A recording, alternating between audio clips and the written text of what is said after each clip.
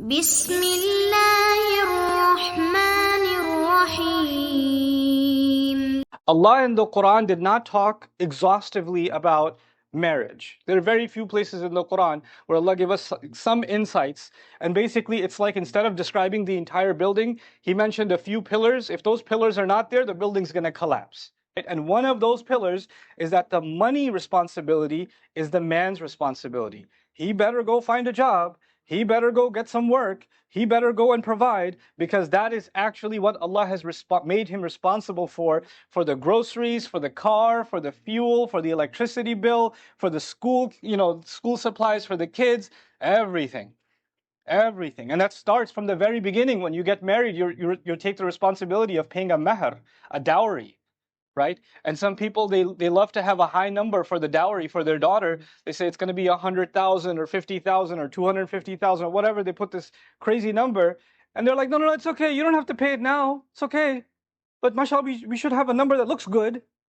And then people are married for 20 years and the guy hasn't paid his dowry. That's ridiculous, because this is the condition of making a marriage valid. And a husband isn't even allowed to say to his wife, hey, by the way, can you give me a discount?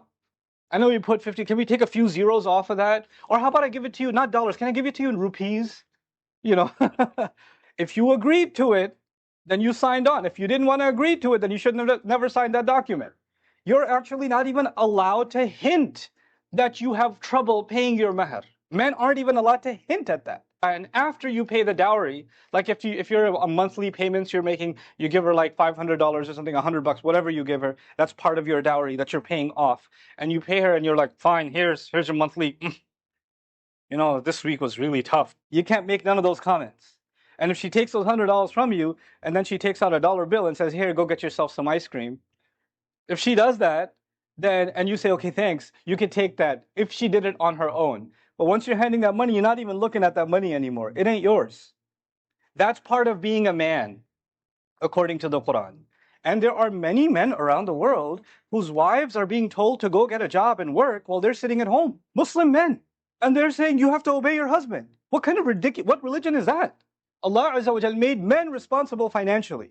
If there's a desperate situation and a wife decides to go get a job and support financially or do on her own, that's a voluntary thing she's doing that she cannot be told to do.